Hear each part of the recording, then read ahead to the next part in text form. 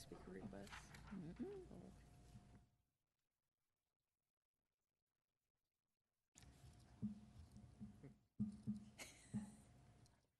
Trying. No, not with the gavel in my hand. Good afternoon, everybody. I'd like to call to order the Public Works Committee meeting for Tuesday, December 13th, 2016. First order of business is roll call and determination of quorum. Brenda, please. Doyle. Here. Estes. Here. Solomon. Here. Drew. Here. Nordstrom. Here. We have a quorum. Thank you, Brenda. Next order of business is to adopt the agenda. Do I have any changes? If not, I would entertain a motion to adopt. Make a motion to adopt. I have a motion by Solomon, second by Estes to adopt the agenda. Is there any discussion on the motion? Seeing none, all in favor? Aye. All opposed, same sign. Agenda is adopted. Now's the time for general public comment, which is the time for members of the public to express. That's the third meeting in a row I've done that. Maybe I should start reading it. Discuss or express concerns to the committee on any issue not limited to items on the agenda. Action will not be taken at the meeting on any issue not on the agenda except by placement thereon by unanimous vote of the aldermen present. I have no general public comment forms, so we'll move on to consent items 1 through 19. I do know that Alderwoman Drew would like to remove item number 9. Are there any other items that any committee member would like to be removed? I make a motion. I have a motion by Estes and a second by Solomon to approve items 1 through 19 with the exception of number 9. This, of course, in response to the fact that we have no public comment forms. Any discussion on the motion? Alderwoman Drew. Aye. Are you waiting for number 9? Yes. Okay. Any discussion on the motion? Seeing none, all in favor? Aye. All opposed, same sign. Items 1 through 19, with the exception of number 9, are now sent to council with our approval. We are now on to item number 9, which is amendment number 2 to the agreement between City of Rapid City and FMG Inc. for Fulton Street Reconstruction Project in the amount of $28,255. Alderwoman Drew, you have the floor. I move to approve. I have a motion to approve by Drew, second by Nordstrom, and you may retain the floor, madam. Yeah, Madam Chair, I have a question for Dale Tech, please. Sure. Hi, Dale. When I was reading through this amendment, I saw that we'd have a lot of private residences that would be asked to either do their own sewer or water line, and I know that there may be some responses from my area, that's Ward 5, and so I'd like you to explain a little bit about, is that the usual requirement, when is this going to be done, what's going to happen, so they can kind of prepare? The project, I can't tell you when it's going to start. The property owners will be given ample notification to as far as when the project's going to start. Currently, we have a lot of what are called non-conforming service lines in the West Boulevard area, in the older parts of town, where there are many people connected to a small diameter pipe, be it a water supply pipe or a sewer service pipe, that typically runs a long way and then dumps into a city main eventually. That's a huge liability to all those property owners that are connected to it because they are the owners of it. And if there's a failure, then typically people point fingers at their neighbors as to whose responsibility is to fix and so on and so forth. When we're doing street reconstruction projects in the older parts of town, such as West Boulevard, we make every effort to try to extend public utilities to these homes so they have a direct connection either right out in front of or right behind their homes. The city, we don't typically go on private property to fix people's service lines. That's their private property. That's their responsibility to make sure their water and sewer service lines are functional, and if they need repair, then that's certainly the property owner's responsibility. So in effect, the city's making it a lot easier for these people to remove this huge liability that they have out either in front of their house or down the street from them, and making it much easier for them to connect their individual lines to public mains. Well, personally, I'm really glad that this project is being done, but there might be some elderly residents that live there, that have lived there for decades, and they might want to have something improved. Is there any funding source that they can apply for if they want to have help with that cost to do their own private lines? No, that's entirely up to them to find that. The city does not have any programs for people to apply for either low-income housing or anything of that nature to assist in those service lines. That's entirely the property owner's responsibility. It's no different than, say, the roof on your house. If there's an issue with that, that's the property owner's responsibility to repair that. So it's their choice. They don't have to make this improvement. They don't have to change their lines. That's correct, to a point. There might be an issue on private property that they may have to make a slight connection, but they don't have to necessarily replace it all the way into their home. Okay, that's all I needed to know. Thank you. Thank you. I do have a motion on the floor to approve. Is there any further discussion? Seeing none, all in favor? Aye. All opposed, same sign. Item number 9 carries. We are now at the end of the consent calendar. I have no speaker request forms for the non-consent items 1 through 20, so we'll open and close public comment. Item number 20 is the I-90 Heartland Business Park. It's an appeal of staff's decision request by Bypass Development LLC to consider an application for a vacation of easement for property generally described as being located in the southwest corner of the intersection of North Elkville Drive and Seeger Drive. Alderman Estes. Thank you, Madam Chair. I apologize. I was traveling. I did not make it back for agenda review, and I know there's a lot to this. I guess, and I think there's two sides. I guess if I could ask Pat Telestis some questions. Certainly, Mr. Telestis, if you would approach the podium. Thank you.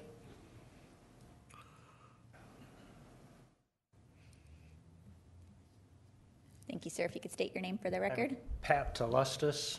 I'm a partner in Bypass Development LLC, which is the owner of the Heartland Business Park. Okay, thank you, Mr. Estes. You have the floor. Thank you. I'm not even sure where to start. Is there a big slide where we could put this up on? Because I guess I'm asking to start from the very beginning and to try to understand.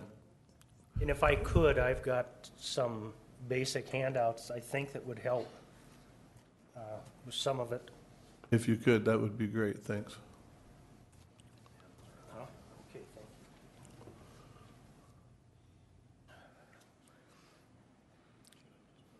you. Yeah, if you would. Thank you, Dale.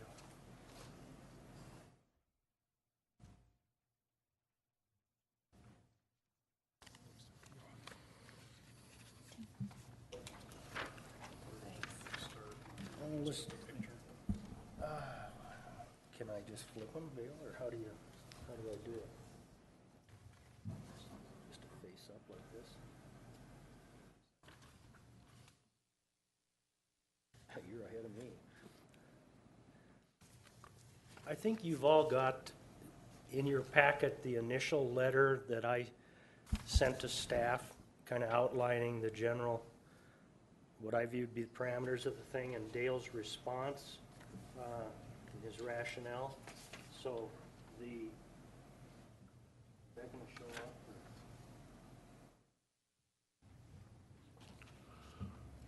up? Yeah, I guess is what I'm trying.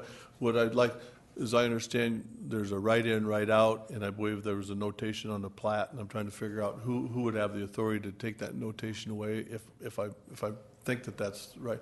And then, as I understand it, it might not be certain, but if this land doesn't work out, the company was going to go across the street, and you'd have the same situation, but it's a county situation. So I guess.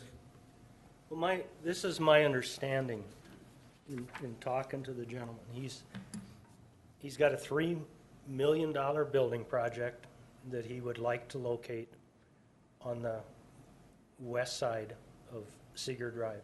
He's currently located on the east side in Box Elder. He employs about 35 people. Payroll that approaches $2 million. He's does a lot of heavy diesel work, so a lot of parts, things of that nature that sales tax be paid on. He has indicated to myself and to his builder that if this doesn't work out, that he's going to go across the road on the Box Elder side. He likes being out in that part of the country, that quick access to the interstate. So from my perspective, not only does the city miss an opportunity to bring another business into the city limits, payroll, but they also force him then to move his equipment across 2 lanes of traffic. Because when they pull out and they go to the interstate, they've got to cross 2 lanes of traffic, or they've got to cross 1 lane and merge into the other. What we're proposing, or we thought as an alternative to just a standard approach, was a right turn only. And if you will look in the packet I gave you on page, if I can thumb through real quick, on page 7, and I've just highlighted those, I apologize, not a very professional presentation, but on page 7 I had Jerry Foster with FMG look at a potential, not set in stone, but a potential right turn only movement on that. And as you'll see, Jerry came up with a right turn and still provided about 270 foot of clearance from the intersection. And I think Dale's comment was that we needed at least 250 feet if that intersection were to be signalized. So I think we can do that. I'm very interested in as well in knowing who can remove a plan note, because as we all know, things change. You know, we platted that property 8 to 10 years ago, have been sitting on it. And when we originally platted it, we weren't very smart, and I'll admit it. We platted a lot of 2-acre lots, and there just isn't a market in Rapid City for those size lots. Most of them are smaller frontages that these people want. And so when we do sell one of these parcels, a lot of these people are saying, well, what else can I do with it? So we've sat on this for 8 or 10 years, and I've never really argued the issue about the approach, because I didn't know what was I going to argue? I didn't know who was going there, what kind of uses they would have. The thing that I will tell you, if you look at that page 7, if you will, and just visualize wrapping that approach around and hitting Seeger Drive, where you hit Seeger Drive from the elevation of that lot, you've got 8 to 10 foot of fall to get to Seeger Drive. So what we'd have to do is we'd have to dig a ramp down, and then basically we're going to have a blind corner with semis coming down to Seeger Drive. It's also interesting to me that at some point in time, the city, looking at the same plat, decided that they could remove the plat notes for the lot immediately to the north. They built a lift station on that lot, which was originally denoted as a major drainage easement and allowed for a 100 by 100 foot footprint for a lift station. And I took these off a rapid map, so my dimensions might not be 100% accurate, but that pad appears to be about 250 by 100 foot, and at the time the city built that, they didn't have any problem looping an access out onto Elkvale, roughly 150 to 200 foot from the intersection. So somebody can obviously remove the plan note. I mean, it's done. I think this is one of those cases where it's just common sense and in the best interests of all of us, the city, the developers, the building owner, to consider this. Thank you. My 5 minutes are up, but can we go to Dale Tech? You know what, that's our only item, go for it, Merry Christmas. Dale, and I apologize, Pat. I'm not understanding, so I'll try to get. Okay. I'm not understanding the deal. And this page with the blue on it, I don't understand that, so. Let me get that up for Dale.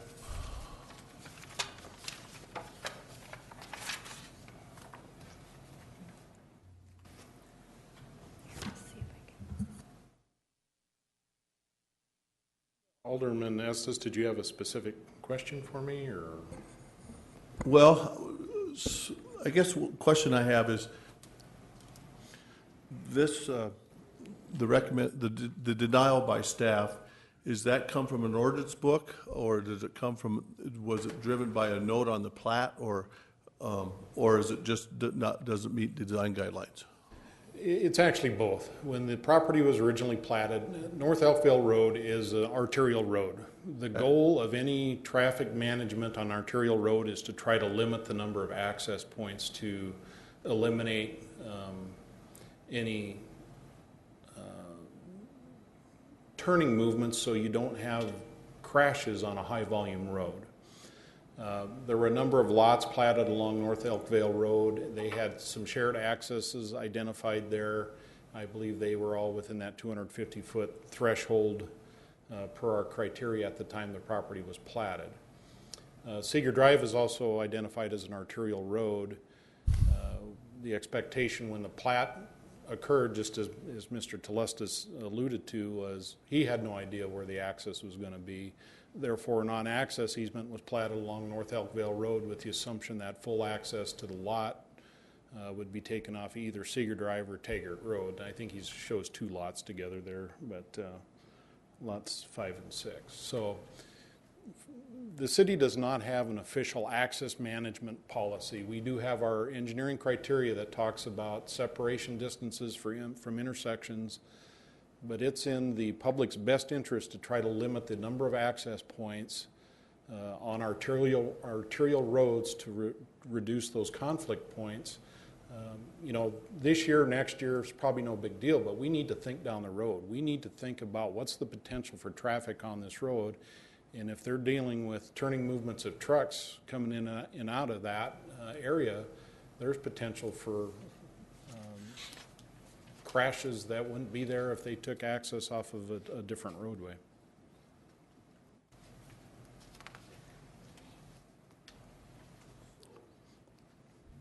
So when I heard Mr. Telestas, is this lot on the west side or the east side of Elkville Road? On the west side. So, okay, so this is oriented, North is this way. okay, all right. Can you see the lot? It's outlined. Yeah, I can see that. So where does how do you, I'm not getting a right turn in and right turn out. I think he's identifying it would be in this location. Is that correct, Pat? Right, it would be. Press pretty hard. Yeah. It would be located right here. The building as proposed would sit in this area. The drive then would come, he's proposing to bring the trucks in and around on Taggart, off a mall into Taggart and bring them in this way. And this allows him then to stage them out here and take them out. So it would be not a right turn in, Okay. but a right turn out. And of course, like I say, I understand what Dale's saying, but what I don't understand is how we rationalize then building this facility with the approaches well within the 250-foot range. What I tried to do with the right turn drawing, the blue drawing, was demonstrate that we could address at least one of Dale's concerns, and that would be over 250 feet. You know, this isn't dissimilar to the issue that came up a few months ago with Moyle's Travel Plaza, or whatever he calls it. And I understand Dale had some concerns, the same exact concerns, if I read it right, at that time. But part of it is an economic development issue or a growth issue for the city. And so, you know, while it may not fit everybody's criteria 100%, I think it's, I've said it, I think it's in the best interest of the city. I think it's in the, and I don't think it's a reach. I think we're past the 250 foot from the intersection. I think a right turn only is enforceable, and at some point Elkvale is going to be redeveloped, and there will probably be a median in it. You know, so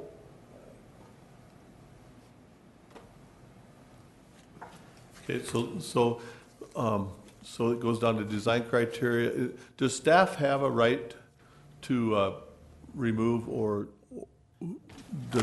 who has the right to, is that a note, is that a recorded plat? And then, if you could answer that. Since 2011, the process for the vacation of easements has become administrative. So as part of the second floor review committee,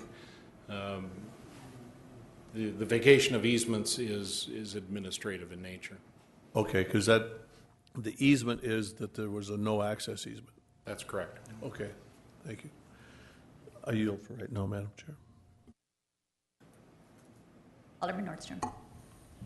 Thank you, Madam Chair. I'm not quite ready to make a motion on this yet, but I need, Pat, I really respect what you're trying to do and attempt to do here, and what you're doing for the community as well. I really appreciate, but I'm really struggling with this issue about if we don't get it our way, then we're going to move, and that's a problem for me. So, but I understand the tenants or the people that are putting up the business.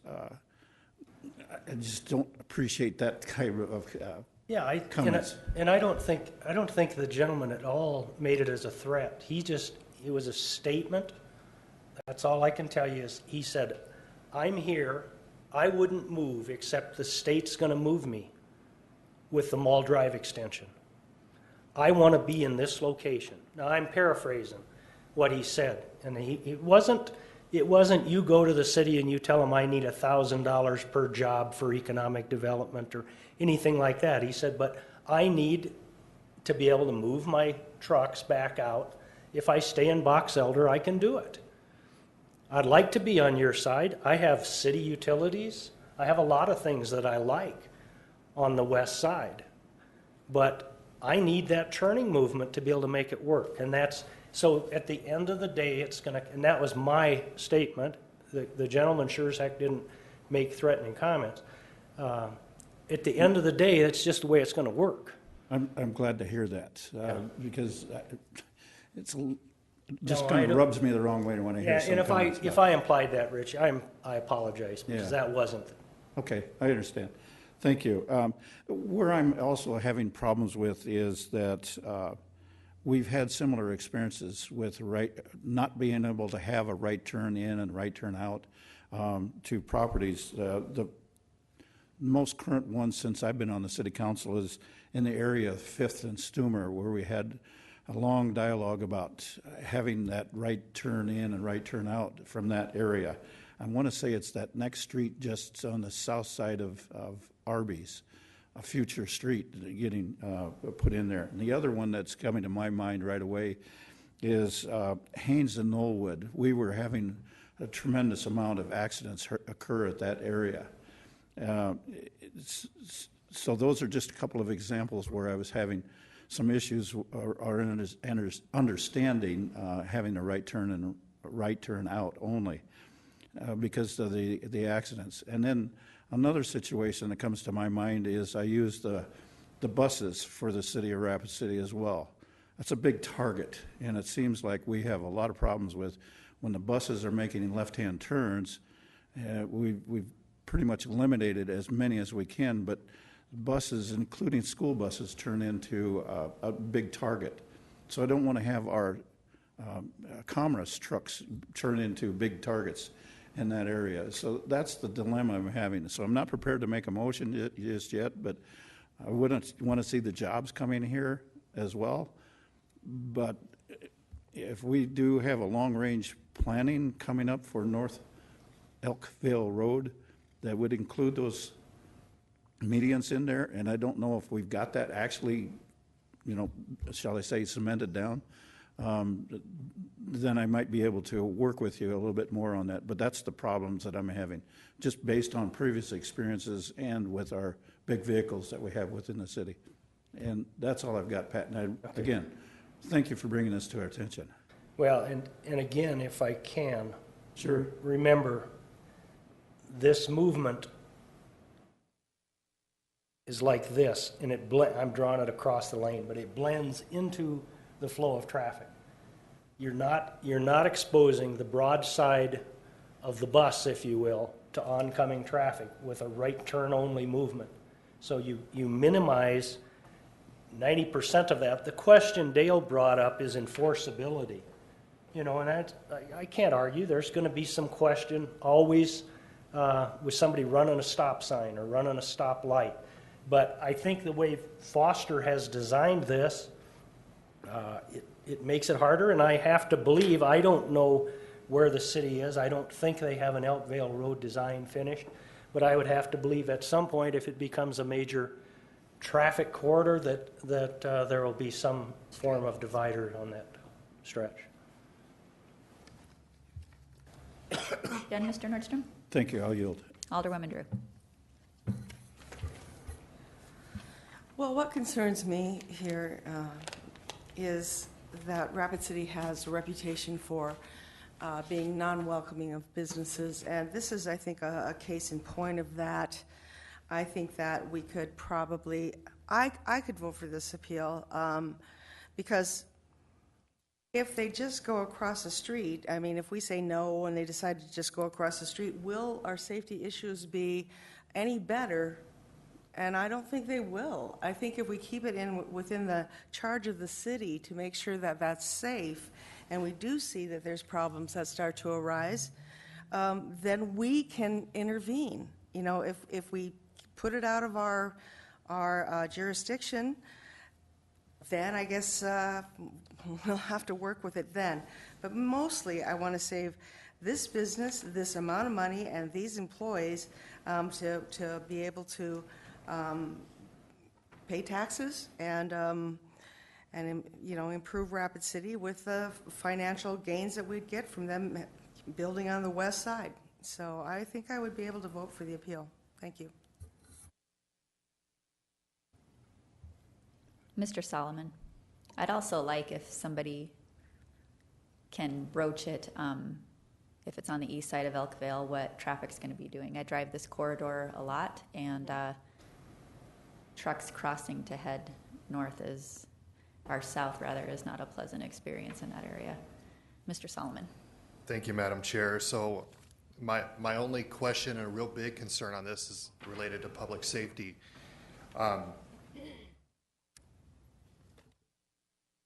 I see we have, Pat, I'm looking at your drawing here with the blue stripe. Okay. On Elkvale Road, you have some stripes built in there. To help with alleviate any concerns on this, is there any flexibility on doing something other than stripes right there to make sure folks are turning the right direction?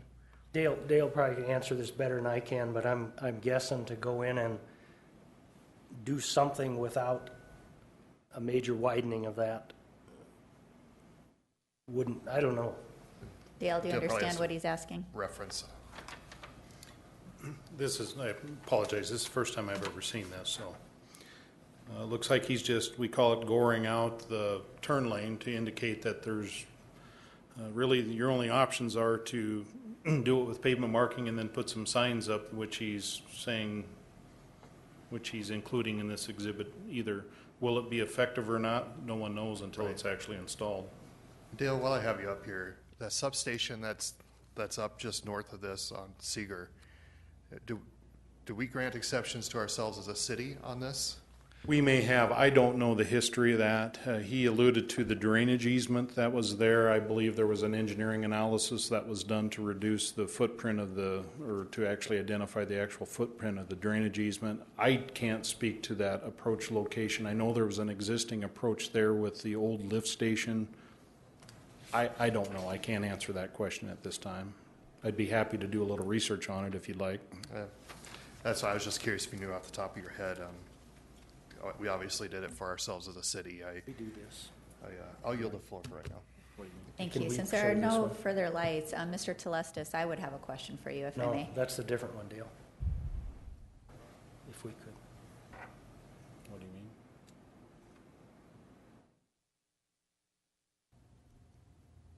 I'm sorry. That's fine. You ready? Yes. Okay. Are you at liberty to speak to where this gentleman would move on the east side of Elkvale, should this appeal not be granted? Well, Just general vicinity? Okay, and then and his, with his type of business and what he's doing and how he needs to flow trucks in and out of that property in order to maintain his level of business, can you describe what would happen on Elkville Road as a result of that being on the east side? well, currently, his traffic is entering, I assume a lot of it comes through the truck stop, but it either comes off the interstate or through the truck stop, and it comes down this way and enters his establishment. When the work is done, they come out, they cross the oncoming traffic, and they move back up to the interstate. So what you have is you have a turning movement that, like I say, is more disruptive, either in its current location or on a proposed east side location, than this will ever be. If in fact these trucks come this way and into his property and then exit this way, they never cross. That's not true, is it? They cross at the intersection, but it's at a major intersection. Right, So- just like it would be if it were on the west side and up here at Seeger Drive. And I agree with you 100%, which is why I asked the question. Like I've mentioned, I have driven this corridor quite a lot, and the southbound traffic coming out of those properties, the big semis, there have been some close calls that I've witnessed, that they're going to pull out no matter what, because there's so much development going on out there that there just aren't a lot of natural breaks. So they've got to take them or create those opportunities to get out of that property. Something for my colleagues to consider is this actually looks to me like what Mr. Telestis is proposing would actually be a much safer situation than what we currently have out there, and then would happen if he did decide to just expand up on the east side. I'll yield. Mr. Estes, you're in the queue. Would you like to? We'll go to you. Thank you, Madam Chair. I'll make a motion to grant the appeal, and if I get a second, I'd like to keep the floor. Get that, Brenda? Okay, you have the floor, Mr. Estes. Thank you. I understand why staff takes their position. I mean, they have design guidelines to follow, and I respect the heck out of Dale and the staff, and they got books, and then they got us politicians nipping at their heels, and it's lots of times it's a lose-lose deal. But when I look at when you're out running for office and you're talking about economic development and stuff, and then I look at in the past what we've been able to, what we sometimes are willing to spend taxpayers' dollars to create economic development, and I just find this request. I hope it works out. I hope I'm making the right decision, but I find it a reasonable request, and I'll just leave it at that. So I'm going to support this. I do have a motion and a second on the floor to grant this appeal. Do I have any further discussion? Yes. Mr. Nordstrom. This is probably a question for Dale Tech, if I may, please.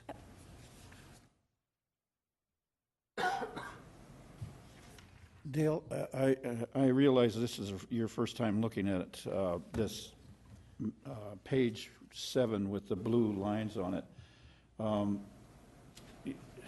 And I totally get the point about the fact about having signs up there, but wouldn't they be able to, I hope I'm asking this the correct way, but the signs, I understand, are some type of a control device. Would they be palatable for the first few years on this? Because I agree with you about the issue with the vehicles turning left into this property. So is this, I'll just use the word palatable. Will the signs work for a temporary basis? Well, the signs are meant to be permanent. They're, from what I'm seeing here, the proposal from Mr. Telestis is they're going to be permanent signs up there maintained by the property owner for that approach. So will they be effective? I can't answer that. That's going to be up to the motoring public to decide whether or not they're going to obey those traffic control devices. I understand, and I agree with you. The other question I have for you is, in our, shall I say, long-range planning, have we got some kind of a control device coming or will be going up on Seeger Drive as well? Meaning a traffic light or some kind of a control No, that's device? the thresholds for signalization in that intersection are way, way below what would even, I mean, it's going to be years out before that meets the warrants for a traffic signal. Thank you. Thank you, Dale. Appreciate it. I'll yield. Thank you. I do have a motion and a second on the floor for approval of this appeal for item number 20. Any further discussion? Seeing none, all those in favor? Aye. All opposed, same sign. Motion carries. I would entertain a motion to adjourn. Make a motion to adjourn. Motion by Solomon, second by Drew. Any discussion? Seeing none, all in favor? All opposed, same sign. We are adjourned. Thanks, everybody.